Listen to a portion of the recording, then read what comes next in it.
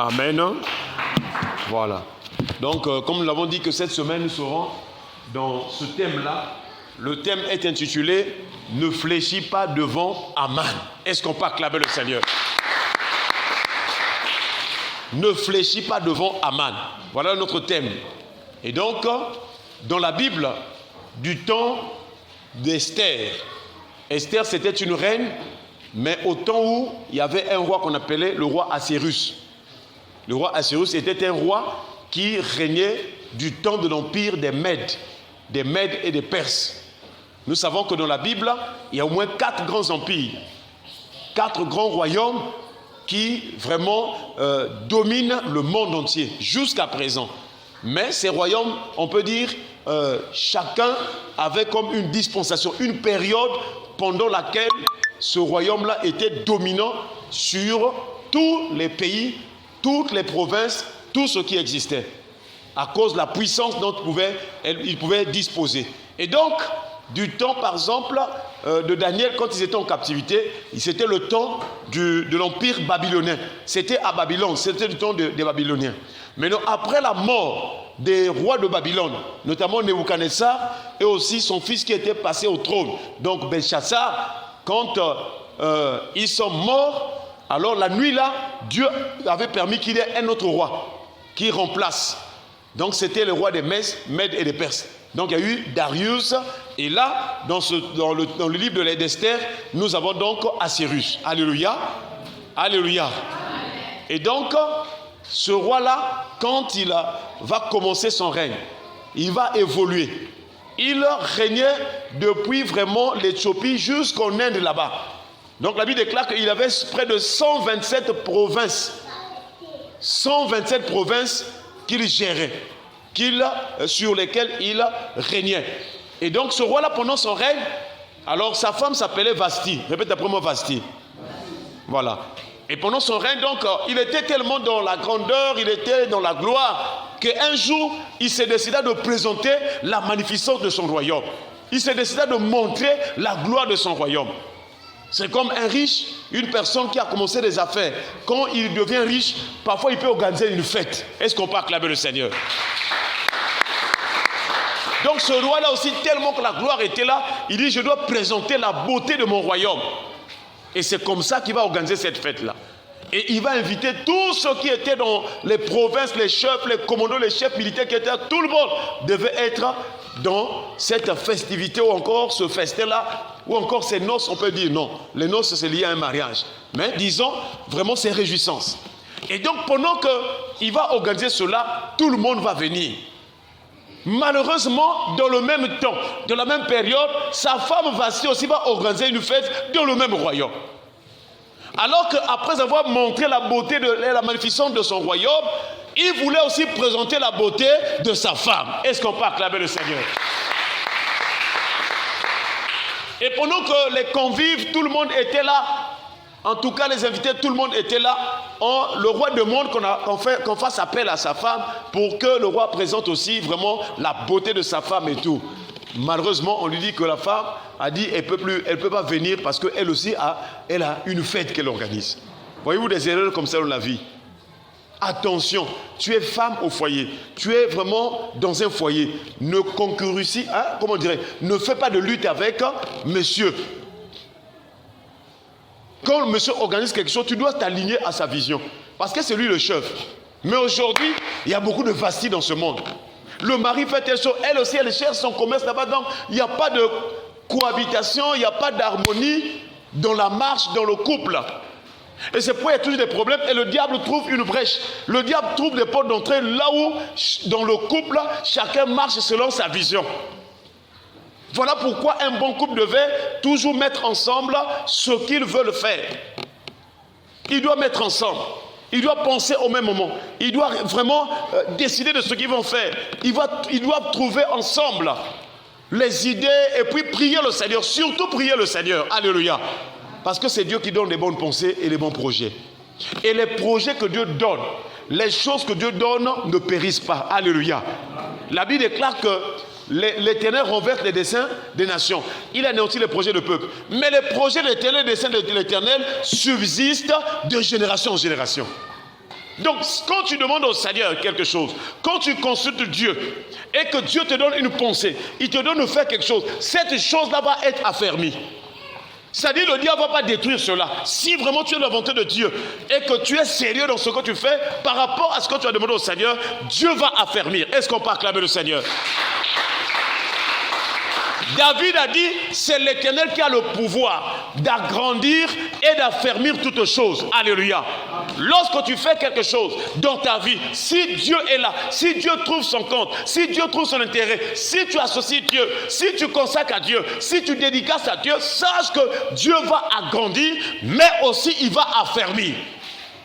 Agrandir, c'est la croissance. Affermir, ça veut dire que ça ne va pas tomber, ça ne va pas chuter. Voilà pourquoi en toutes choses, que ce soit le mariage, que ce soit les activités, tout ce que tu vas faire, il faut l'intérêt de Dieu. Est-ce qu'on peut acclamer le Seigneur? La Bible déclare tout travail procure l'abondance. Si beaucoup de gens échouent, c'est parce que tout simplement, ils n'associent pas Dieu. Ils voient seulement l'intérêt d'argent. Ils voient seulement l'argent. Ils n'ont même pas le temps de venir à l'église.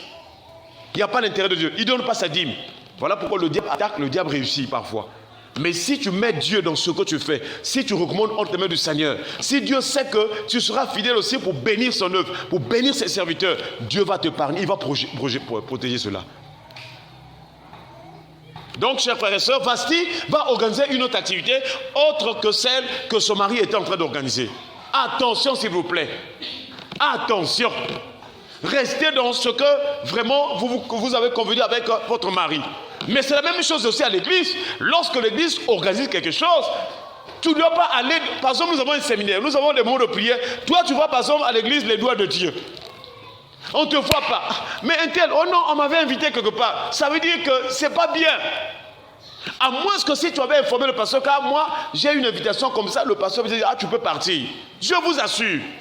Vasti a refusé de venir là où il y avait la fête, ou les réjouissances que son mari avait organisées. Alors, les collaborateurs, les chefs qui étaient autour du roi, ils ont décidé donc, ils ont dit roi. Mais ça c'est une honte. Est-ce que tu peux permettre, le roi, que nous puissions mettre maintenant une loi dans ce royaume? Une loi qui va faire que toute femme qui va désobéir à son mari doit être répudiée. Et que cette Vasti-là aussi doit être répudiée, doit quitter pour que le roi puisse trouver une autre femme. Parce que la femme-là a fait honte au roi. Donc ils ont demandé la permission au roi si on peut mettre une loi comme ça là. Mais comme le roi aussi était dans la honte et tout, il a dit, ah vraiment, en tout cas il a permis et on a mis cette loi. Et ils ont dit au roi, parce que si on ne met pas cette loi là, les femmes des autres chefs là-bas, elles aussi, elles vont se comporter de la même manière. Parce qu'elles vont trouver une raison que non, le jour là aussi quand le roi avait organisé, Vasti n'était pas là. Donc moi aussi, va faire des choses. Voilà pourquoi ils ont mis une loi. Et c'est comme ça que le roi Assuérus, comme on a destitué Vasti, on a enlevé Vasti, il faut qu'il trouve une autre femme. Et on lui a proposé, bon, on va mettre devant toi des jeunes filles. Des jeunes filles belles et tout. Maintenant, toi-même, la jeune fille qui va te plaire, c'est celle que tu vas choisir pour remplacer Vasti. Est-ce qu'on peut acclamer le Seigneur? Si tu n'obéis pas à la parole de Dieu, même si tu avais la grâce, même si tu avais la beauté, Dieu va te disqualifier et Dieu va remplacer l'autre personne. Alléluia. Si tu t'amuses avec les choses de Dieu, si tu penses que toi c'est seulement toi, si tu penses que sans toi, non. Si tu vas dans ces choses comme ça, là, chers frères et sœurs, sache que Dieu va te disqualifier, il va prendre une autre personne. Voilà pourquoi si tu reconnais que Dieu te fait grâce, tu dois aussi obéir au Seigneur. Tu dois lui être fidèle. Alléluia. Et Vasti a perdu donc vraiment le statut de reine. Reine qu'elle était, elle a perdu ce statut-là.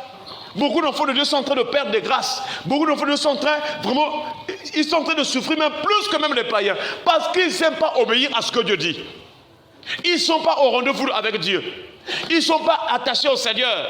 Ils cherchent leur intérêt. Or, le signe que tu as l'amour de Dieu, tu ne dois pas chercher ton propre intérêt. Tu dois d'abord chercher l'intérêt de Dieu. Tu dois chercher aussi l'intérêt des autres. Alléluia. Attention, attention. Vasti a perdu le statut de la reine. Et pendant que cela se passe, c'était à l'époque où, dans ces royaumes-là, il y avait aussi des Hébreux qui étaient là dans la servitude, en esclavage, en captivité. Et parmi ces Hébreux-là, il y avait un homme d'Israël qu'on appelait Mardoché. Alléluia. Mardoché. Et Mardoché aussi avait amené sa nièce là, en captivité. Et donc, sa nièce là, que lui, il était en train d'élever, était dans sa maison. Et cette nièce-là, c'est celle qu'on appelle Esther. Est-ce qu'on peut acclamer le Seigneur? Si tu vis chez l'oncle et que tu te comportes bien, si tu vis chez la tante et que tu te comportes bien, toi aussi tu entreras dans ta destinée. Et si vous suivez l'histoire, Esther était obéissante à son oncle. Depuis qu'elle est chez son oncle, elle était soumise, elle était obéissante. Jusqu'à ce qu'elle va avoir la grâce d'aller pour devenir la femme du roi. Et même quand elle était dans la maison du roi, elle écoutait toujours les conseils de son oncle. Est-ce qu'on peut acclamer le Seigneur? Là, je prends le cas d'un bel oncle. Hein? Un bel oncle, c'est-à-dire un oncle qui a une bonne moralité. Parce qu'il y a des oncles aussi qui ne sont pas bien. Il y a des tantes aussi qui sont mauvaises. Mais je prends dans le cadre d'un bel oncle ou bien une tante de bonne moralité, qui a une saine moralité et qui peut bien te conseiller, qui peut t'emmener aussi dans les choses de Dieu. C'est de ce cadre-là que je suis en train de parler. Et Mardoché était une personne qui pouvait bien conseiller sa nièce. Il peut conseiller sa nièce à jeûner quand ça ne va pas. Alléluia. Mais aujourd'hui, c'est rare dans les maisons de voir des parents qui conseillent bien les enfants. C'est devenu rare. Déjà dans les familles, c'est sauf qui peut. Déjà, papa lui-même, c'est Tiabotou Bakata. Alléluia. Maman, n'en parlons plus. Donc, à la maison, papa n'est pas exemplaire. Maman n'est pas exemplaire. Les enfants vont faire quoi? Elles vont suivre le même chemin. Voilà pourquoi les foyers sont vraiment en débandade. Si l'église n'était pas là, ça serait compliqué. Parce qu'au moins, pour ceux qui se retrouvent dans l'église, ils peuvent se rattraper avec la parole de Dieu. Est-ce qu'on peut acclamer le Seigneur? Là où ils n'ont pas réussi dans le monde, là où ils n'ont pas réussi dans la famille, ils n'ont pas reçu une bonne éducation, quand on vient à l'église, on écoute la parole de Dieu. La parole de Dieu, c'est un conseil aussi. La parole de Dieu, c'est aussi, ce sont les statuts. Ce sont les règlements qui emmènent ton cœur à être droit, à apprendre à faire ce qui est juste. Et si tu obéis à la parole de Dieu, je t'assure, la parole de Dieu va apaiser ton cœur. La parole de Dieu va te rendre vraiment une personne qui soit juste. Alléluia. Et si tu es juste devant Dieu, sache que tu vas réussir, tu vas avancer et ça marchera. Et donc Esther, pendant qu'on a choisi les jeunes filles qui devaient se présenter devant le roi, Esther faisait partie de ces jeunes filles. Et les jeunes filles sont passées, elles sont passées. Quand vient le tour d'Esther, dès qu'elle se présente, le roi vraiment l'admire, le roi l'accepte. Est-ce qu'on peut acclamer le Seigneur? Donc nous voyons qu'à travers les conseils de Mardoché, Mardoché devient comme aussi le prédicateur d'Esther. Si tu suis bien les conseils du pasteur, d'après la Bible bien sûr, si tu suis bien les programmes, d'après ce que le Seigneur, le Saint-Esprit nous donne, tu vas aussi entrer dans la cour royale. Tu vas réussir, tu vas avancer, tu vas prospérer, tu seras en paix. Parce que quand l'ennemi viendra pour t'attaquer, la parole de Dieu va s'élever pour chasser l'ennemi. Mais si tu n'obéis pas à la parole, si tu n'écoutes pas les conseils, si tu ne suis pas les choses qu'on t'enseigne qui viennent de Dieu, ça veut dire que tu es en train de détruire la protection que Dieu est en train de t'accorder. Et si la protection n'est plus là, tu es exposé à toutes sortes de vents, à toutes sortes d'esprits. Mais Esther était toujours là, au pied de son oncle, jusqu'à ce qu'elle est rentrée. Et quand elle est là, elle est arrivée, elle s'est présentée devant le roi l'a acceptée. Et c'est comme ça que Esther est devenue reine. Est-ce qu'on peut acclamer le Seigneur? Je suis en train de faire une introduction, un briefing un aperçu, pour que tu comprennes l'histoire d'Esther. Maintenant, pourquoi on parle d'Aman? Alors, la Bible déclare qu'après que Esther est devenue reine, alors, sache que lorsque un de nôtres devient une femme, un homme élevé en dignité, c'est aussi pour le bénéfice de tout le monde. Alléluia. Vraiment.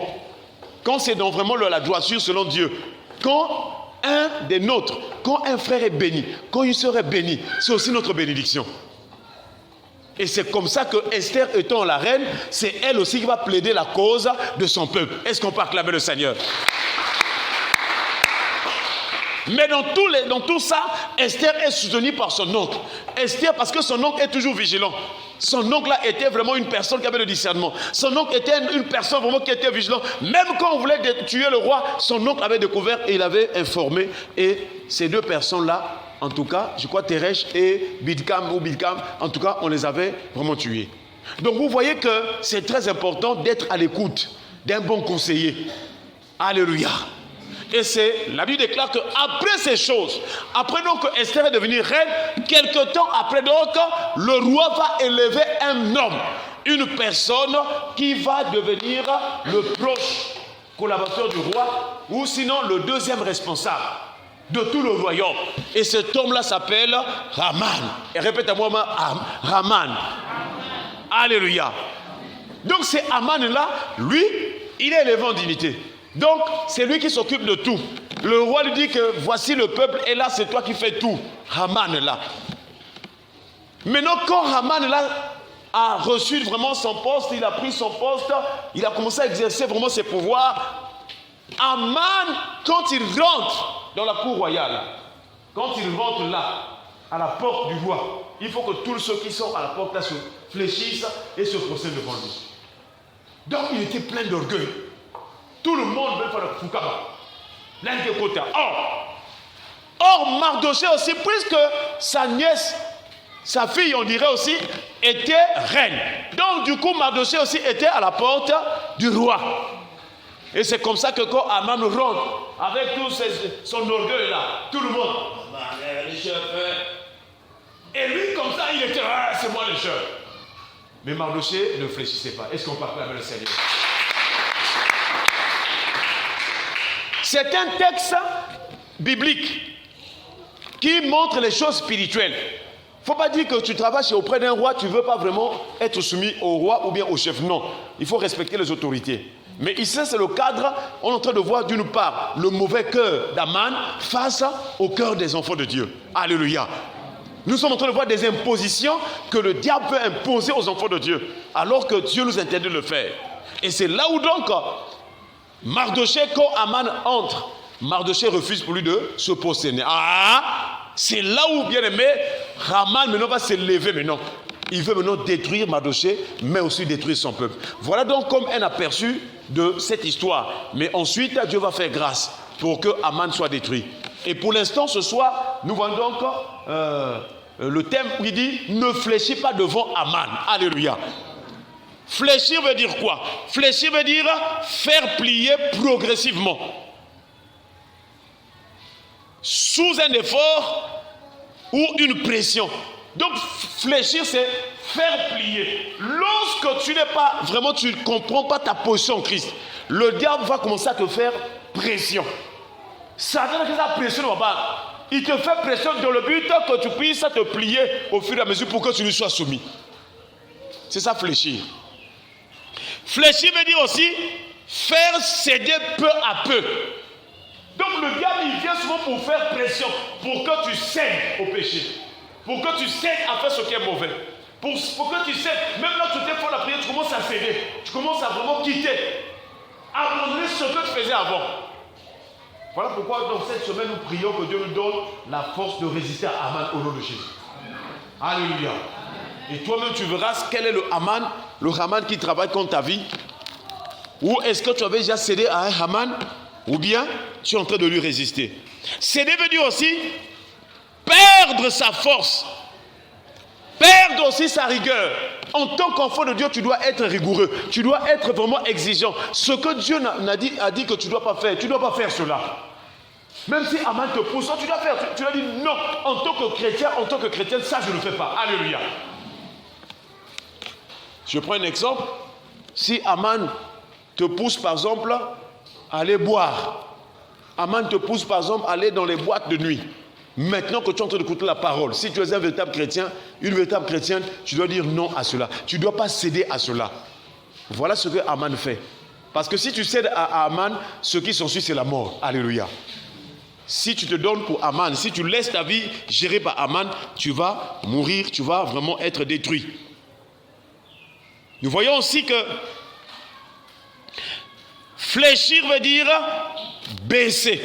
diminuer. Voilà pourquoi nous avons dit que ne fléchis pas. Tu ne dois pas accepter que Aman diminue ce qui est à toi. Tu ne dois pas accepter que Aman puisse baisser ce qui est à toi. Tu dois être toujours debout. La Bible déclare que celui qui se croit être debout prenne garde de tomber. Est-ce qu'on peut acclamer le Seigneur? Et nous prions que dans ce programme, que Dieu te relève, qu'il te donne d'être fort, d'être puissant, de résister à Aman.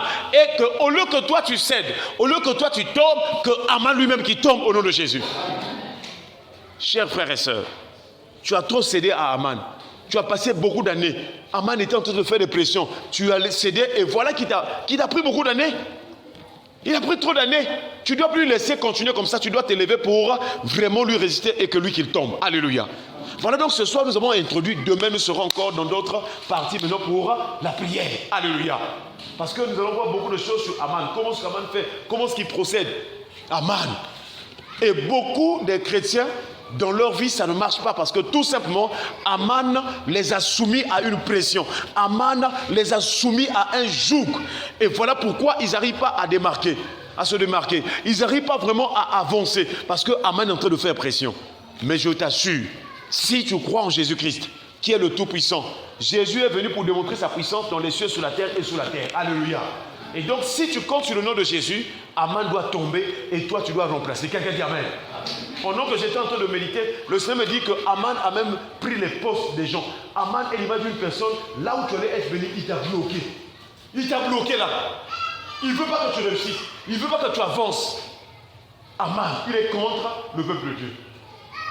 Et quand Esther présente Aman chez le roi, il dit que c'est l'ennemi des Juifs. Donc Aman, c'est tout ennemi qui t'empêche d'avancer, de prospérer, d'être en paix. Tout le temps, il doit te tourmenter. Tout le temps, en tout cas, tu n'es pas à l'aise dans ta vie. Ça, c'est Aman. Et nous prions que dans ce programme, il doit tomber au nom de Jésus. Est-ce qu'on peut acclamer le Seigneur? Baissons les têtes dans la prière.